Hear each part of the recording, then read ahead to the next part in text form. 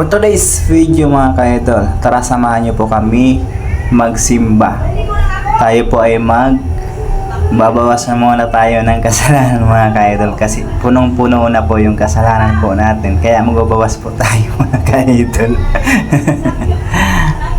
So bali nakasakay na po pala tayo ng taxi.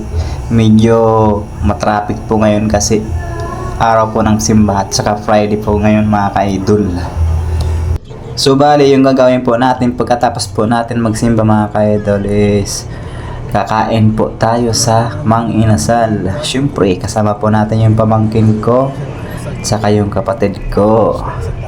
So yan mga ka-idol. Ayan nga po mga ka-idol, naiipit po tayo sa sobrang traffic.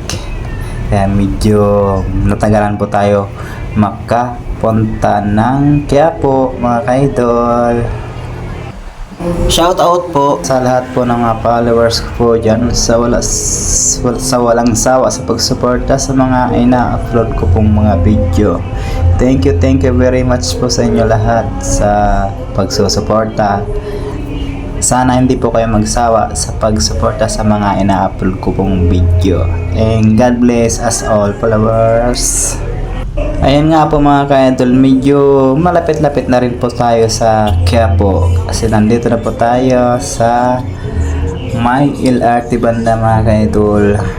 Hello Luzon, Visayas at Mindanao, hello Philippines, hello world, saka hello Ticao Island, Masbate, saka sa Region Bicol.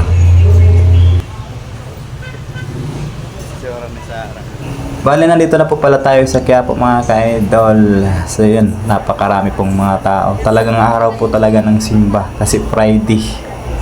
So yun, pinakita ko lang po sa inyo yung mga tao mga ka-idol. Sige na po, hanggang dito na lang po muna yung video po natin. See you sa mga next vlog. And pakipalo na lang po ng Facebook page po natin. And pakilike, comment, and share na rin po ng video. And thank you for watching. Bye bye, ingat and God bless us all followers. Talagang napakarami po talaga ng tao.